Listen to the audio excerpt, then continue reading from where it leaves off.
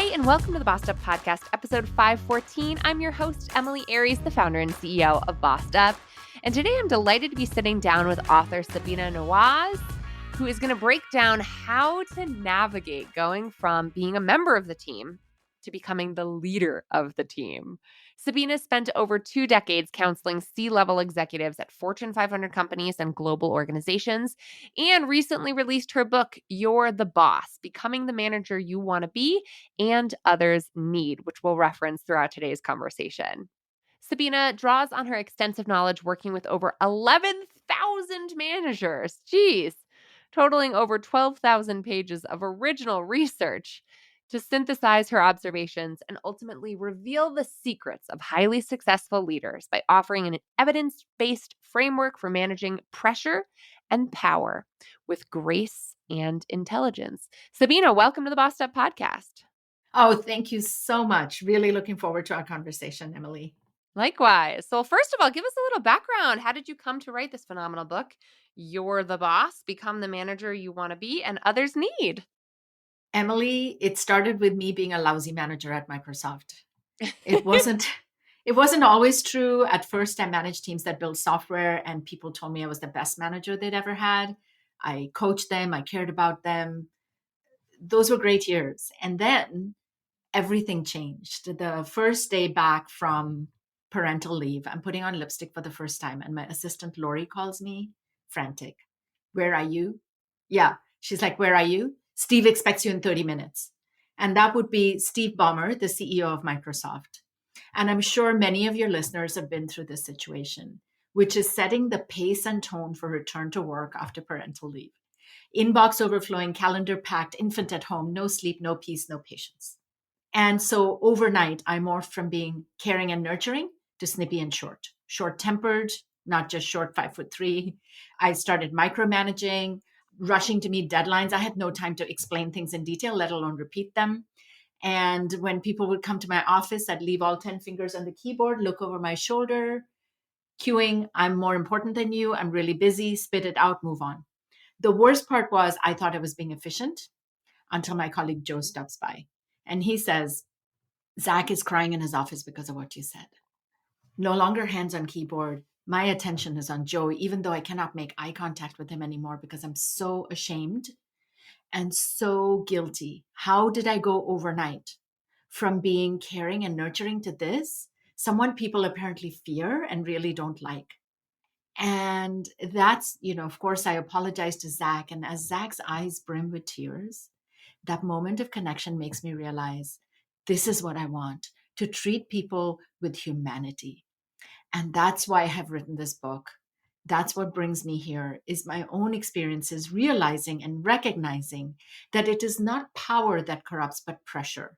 And under pressure, the same person who is best boss ever can become the boss from hell.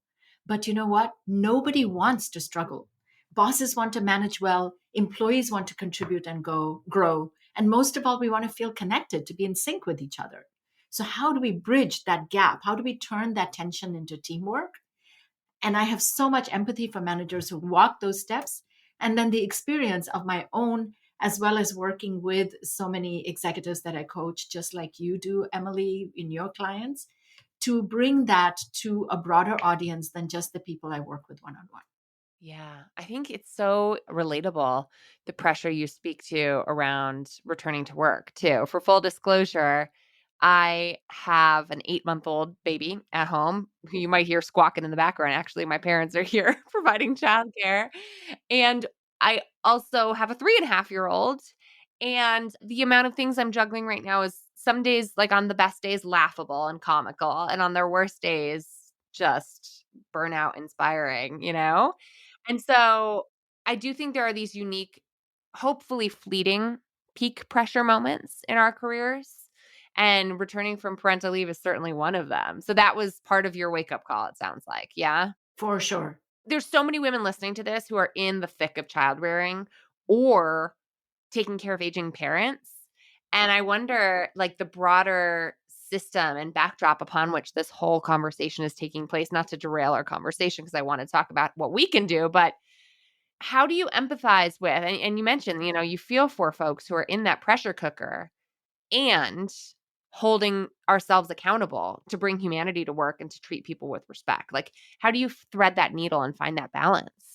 The first way to thread that needle is to find your own humanity and have empathy and connection to that, because that pressure didn't just squeeze out my time, it squeezed out my humanity. And the reason, one of the ways in which it squeezed out my humanity is I told myself, I have no time for myself. Who does when you've got an 8-month old, a 3.5 year old, you've got parents, you've got work, you've got podcasts, all these things. And by the way, thank you for having me on your podcast in the midst of all this pressure. Because, I mean, it's not possible to be pressure free. But how do we make ourselves pressure proof? Step number one is taking time for yourself. Now, you might go, Sabina, you got to get your head examined. How am I going to take time for myself with all this stuff going on where everyone else is gimme, gimme, gimme, and dependent on me? So it doesn't have to be major. Yes, this would not be the time in your life to go on a 10-day silent meditation retreat. No. It just is not going to happen. Let's be realistic. What you can do and practice are micro habits.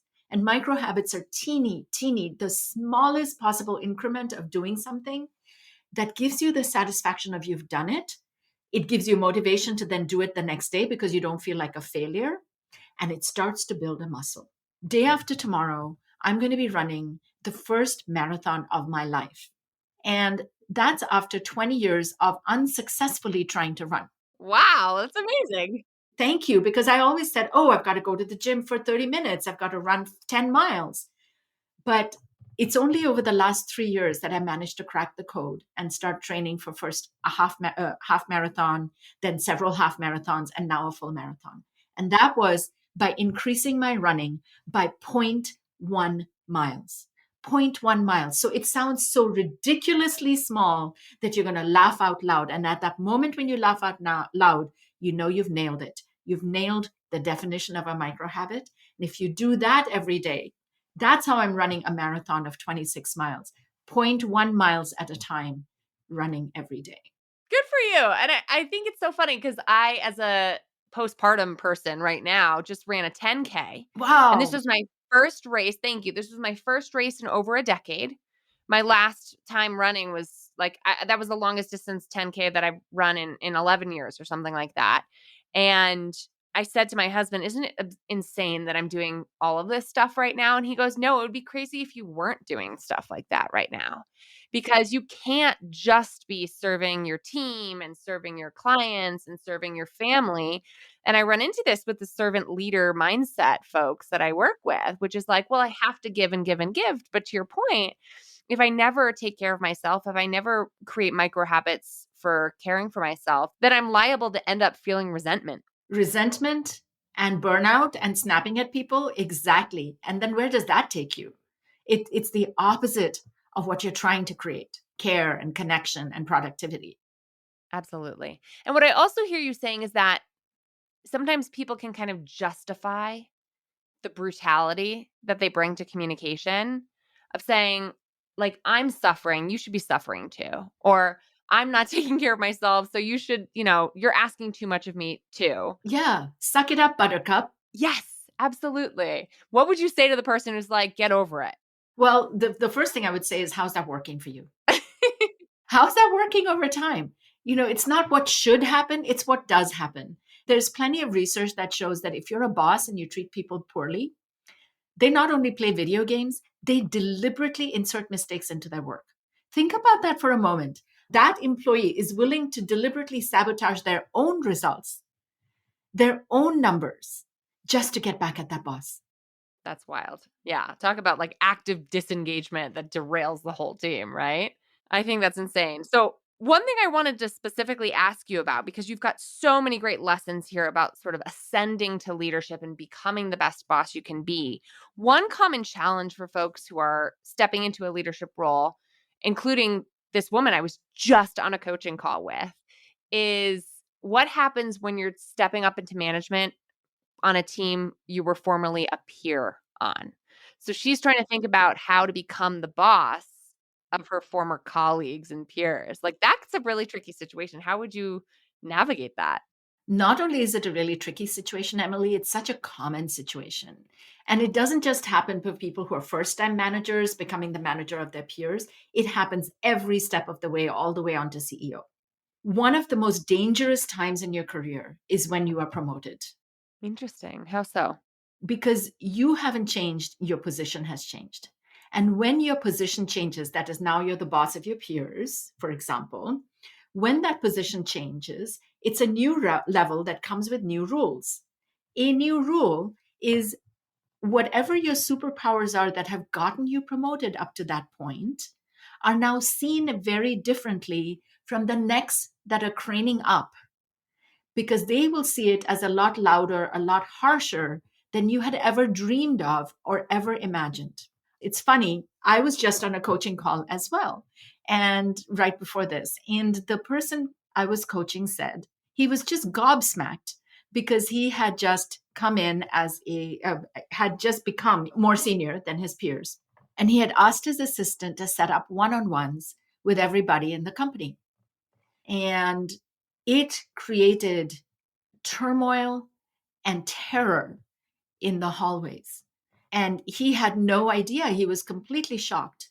Well, in his title, because of his big title that was now above them, they all thought he's going to come and fire each of us.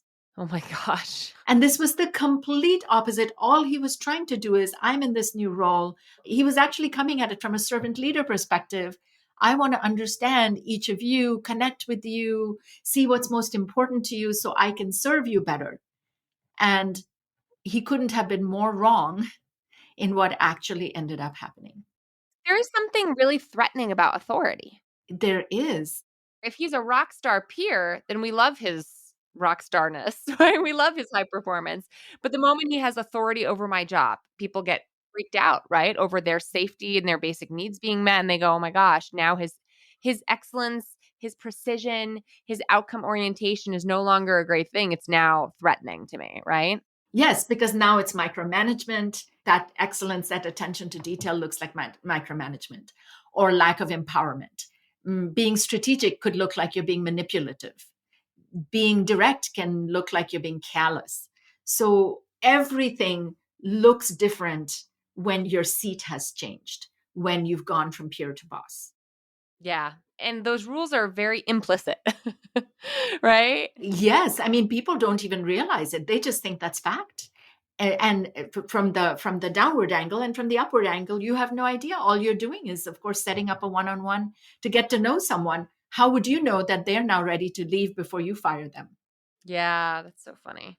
I wonder, what would you say to someone who's annoyed by that? Because I know the folks that you've interviewed in your book and in some of the stories you reference in your book, people are like, "What the heck?" You know, like all of a sudden there's these new rules, people are looking at me differently, and there's a perception challenge that a lot of women and folks of color in particular run into around all of a sudden I'm more threatening, all of a sudden my assertiveness is a liability instead of a strength, and it can just feel kind of exhausting to manage your perception when you feel like you can't control how others see you.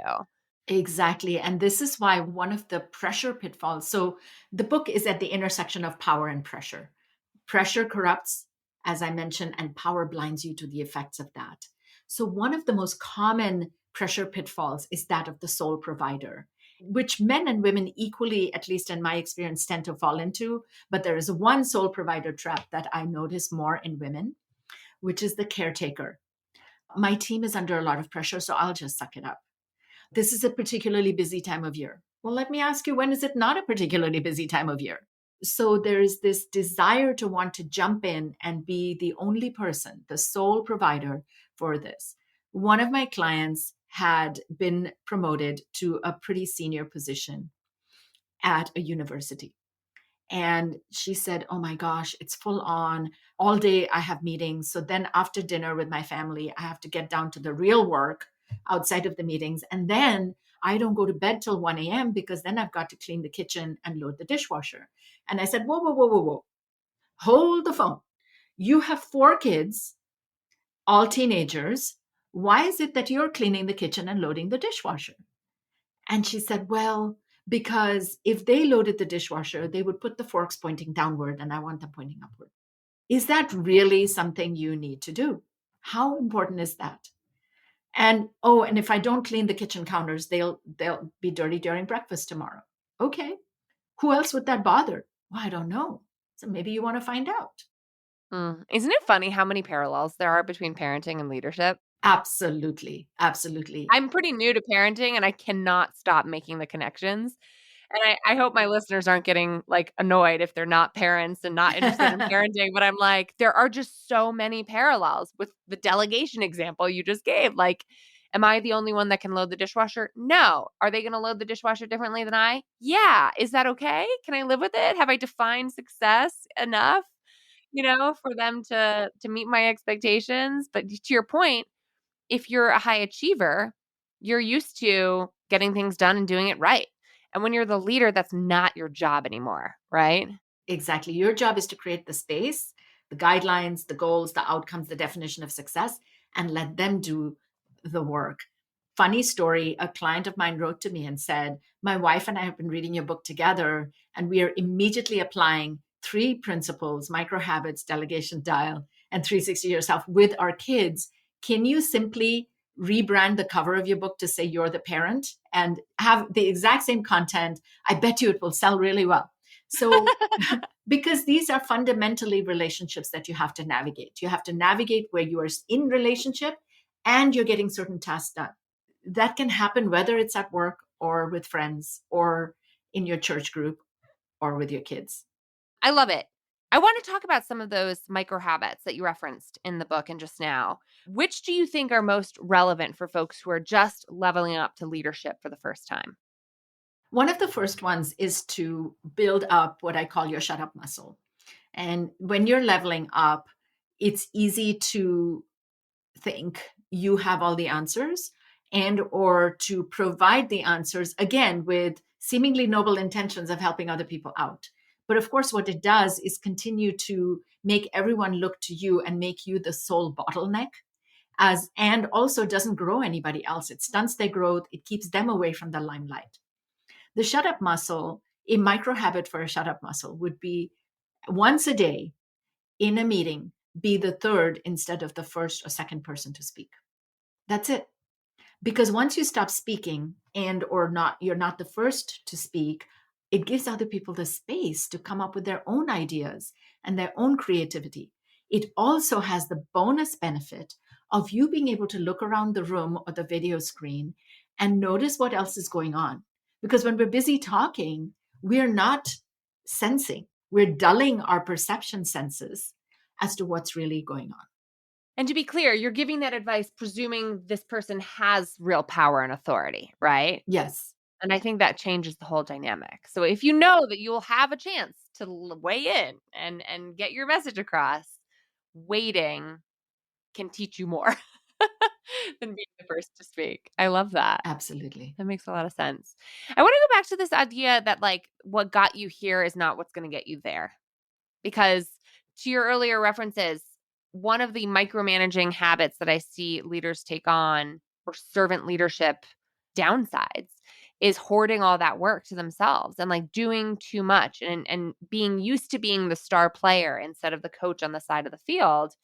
How do we change that habit? How do we, especially if you used to be a peer on the team and you know how to do this job well, what do we need to let go of and what do we need to make space for when we're making that transition to that new level? Yeah, what got you here is going to be viewed very differently when you're there. So, first of all, you could simply understand where people are on these things. Let's say, going back to the home example of the dishwasher, okay, what if you were to show them how to load the dishwasher? The reason I have the forks pointing up instead of down is this. And here's how I tend to load it, and I don't have knives on the outermost pocket of the dishwasher because it can actually accidentally poke the soap dispenser or whatever. Believe me, lots of people come in with the dishwasher example. That's why I can go into all sorts of technicalities about loading dishwashers. But you might do it first and have them watch. Then you teach them, you show them, and then you coach them. Okay, when you've loaded it before you hit start, let's walk through it. Let's make sure that it's not going to flood accidentally. Let's make sure the glasses are not going to cloud over because we haven't put the finisher in there, and so on. And only once they've learned to do that well do you take your hand off the steering wheel. So for those people who are concerned about control or quality, you don't have to compromise on those, because you can be there every step of the way before you give them complete reign over what to do. In fact, you should be, right? Especially if it's a new thing that you're delegating. I always imagine the baton handoff, right? And it's like, yeah, I'm going to hold this baton. I'm the only one who knows how to do this task. And then when I hand it off to you, there's going to be a time period in which we both have our hands on the baton. And we're going to do this together. Or I'm going to take a back seat and be an observer to you doing this. And then I'm going to let go of that baton, knowing that you have me as a resource if you need it. And I think that's applicable in life and in work, right? Yes. And when we're both holding the baton, there's a micro moment of communication. Yes. You understand I'm about to release it, and I understand you've got it. And that it's only once I know you've got it do I let go. Absolutely. I see a lot of junior leaders or sort of new to role leaders hand off a baton. It goes horribly wrong. They take the baton back, never to relinquish it again. It is the most dangerous thing. Yeah. And that's why delegation is a dial, not a switch. That switch is what you were just describing, Emily. Oh, I'm going to just hand this to you. Good luck with that. And then they give it to you on Friday evening for a Monday morning deliverable, and you spend the whole weekend redoing all the work. Not only is that hard for the pressures on you, it damages the relationship and the trust between both of you, because they're like, well, I shouldn't bother. Emily's going to redo it anyhow every time. And what am I, minced meat here? So really being mindful on how you do it as a dial, little by little. You show them, you teach them, you tell them, you coach them, and only then do you hand it off completely.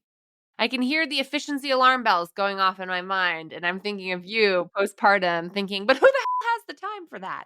Right? What would you say to the leader who goes, that's all fine and dandy, but it's too slow? Because if you don't have the time for that, you're going to be redoing it. So then you might say, well, screw it then. I'm just going to do it myself to begin with and not even bother sending it to everyone. And then the challenge becomes, now you're doing everything yourself and nobody else is doing it. So over time, it doesn't work. That doesn't mean that if you're in a crunch one time or twice, you don't jump in and just do it because it is faster or it's going to be better. The key is, are you doing that every single time? Are you using that as an excuse? Are you hiding behind that as a shield to never grow yourself or others? Right, because good leaders develop leaders all around them. I always come back to that. And that takes an upfront investment of time. And it's not like you have to do that every day, all day. There's times when you're like, you know what, I'm going to run with this. But you're right. If it becomes a habit and a crutch, then that's just an excuse for poor leadership, frankly. And it's a key to being honest with yourself. Are you doing this every single time? Absolutely. So you've mentioned this a few times, and I want to really be explicit here. You've got a couple chapters here on the obscuring effect of power and the hidden impact of pressure. What is that relationship between power and pressure? And can you share more about what that looks like? The higher we go, the more pressure we have on our roles.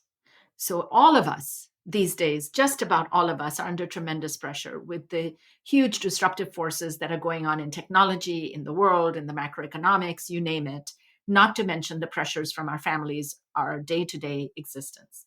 And the higher we go, the more we're responsible for, the more pressure we are under. And under that pressure, it hijacks, when we don't manage it, our best instincts get hijacked into destructive habits, like me, where I was barking out orders and not being fully present when people were coming to my office, not being mindful of how I communicated or treated people properly, because of the stories we start telling ourselves under pressure that justify that. So when we're under that pressure and we have power, nobody tells us the truth. The minute you become a boss, the room shifts. People are not willing to be fully honest with you. Your jokes are not funny enough to land you on America's Got Talent. Your every idea is worthy of a TED Talk. Why? Because as you said, Emily, people want things from those in power that they don't want to lose, a raise, a promotion, or their very jobs. And who wants to tell a person in a position of power something that they don't want to hear or they think they don't want to hear? So power becomes this distorted volume knob. Everything coming up is milder, muted, cushioned in praise. When an employee says everything is fine, it means I've started a secret group chat about your management habits. And meanwhile, everything about boss says is amplified, harsher, more urgent, more dire. It's directed straight at me. So when a boss casually says, yeah, let's set up a one-on-one, they're thinking, here's when I get fired. I hope I said goodbye to my office plants. Wow. Yeah. So that is the distortion. I hear that. It's sort of muffling and muting, and your tool, the 360 yourself tool, sounds like it would be a really helpful way to get past that distortion. Can you tell us more about that? There are 42 questions in the back of the book which can help identify which pressure pitfalls and which power gaps you tend to fall most prey to.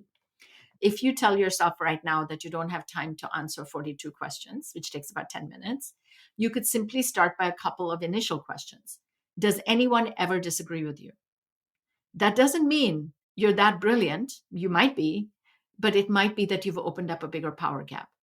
Are you the only one who brings up ideas?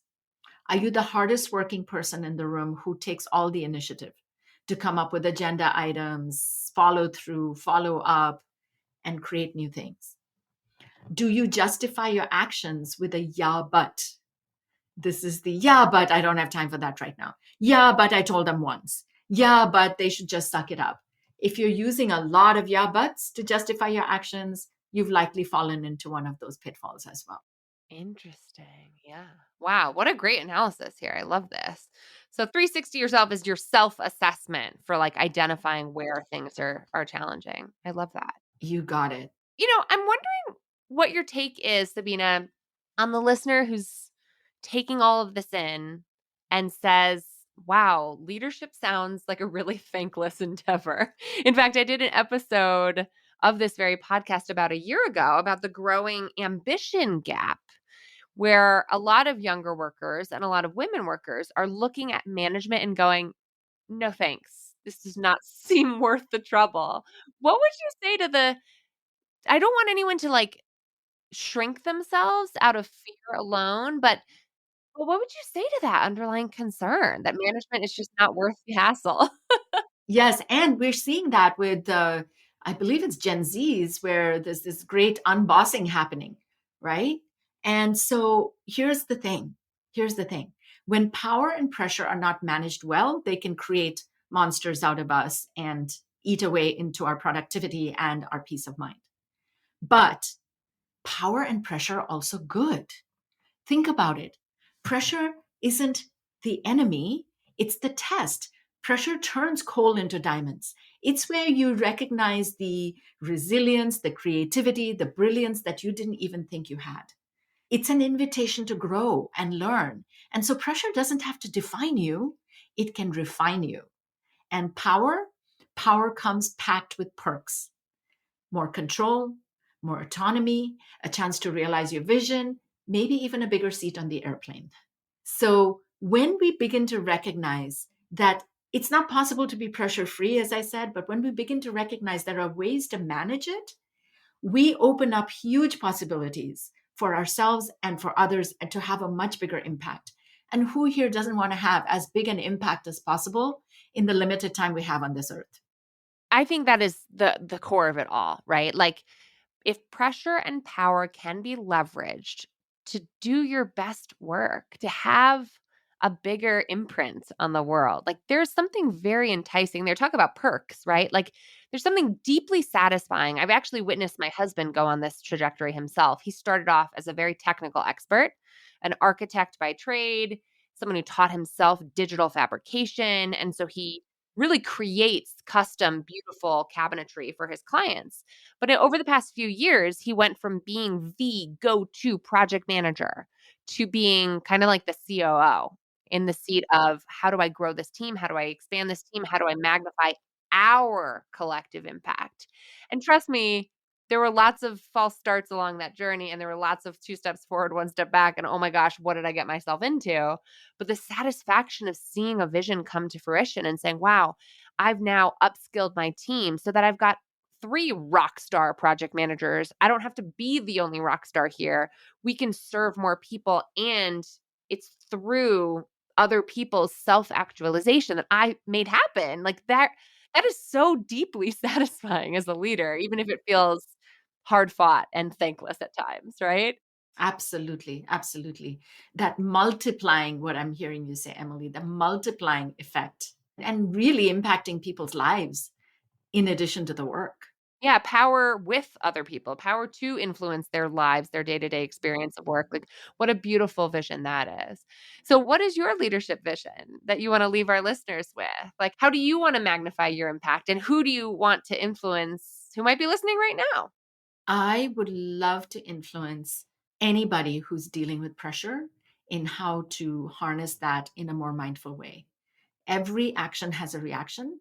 Are you aware of which direction your reaction is going so that it has the appropriate impact that you want? Everybody I work with goes, but my intent is good. And I said, and your intent is only as good as your actions. You wouldn't even be here if your intent wasn't good. So now let's look beyond that to how do you land that intent so there's fidelity, there's integrity between your intent and the impact it's having. Who is this book, and how do I do this? Through people reading the book, so that it's not just the clients who have this exclusive one-on-one relationship with. I believe this book has the power to transform your relationship with power and pressure in everything you do at work and at home. Absolutely. Where can our listeners get their hands on a copy of You're the Boss? Anywhere books are sold. And Emily, if they go to my website, sabinanawaz.com, once they've ordered the book, they can download tools and worksheets and scripts to help them, or even book discussion guides. Great. I will drop a link to your website in today's show notes. Sabina, thank you so much for joining me. Thank you very much, Emily. For more links and resources to everything Sabina and I just talked about, head to bossedup.org/episode 514. That's bossedup.org/episode 514. There you'll find a consolidated blog post highlighting some of the key points that Sabina and I talked through today, as well as a fully written transcript for those who would like that. Now I want to hear from you. Let's keep the conversation going after the episode in the Bossed Up Courage community on Facebook or in the Bossed Up group on LinkedIn. If you've gone from peer to leader yourself, what has that journey entailed? What worked to navigate that transition with grace? And how have you handled the power and the pressure? And as always, my inbox is always open if you've got feedback about today's episode. Just shoot me an email at emily@bossedup.org. Until next time, let's keep bossing in pursuit of our purpose, and together, let's lift as we climb.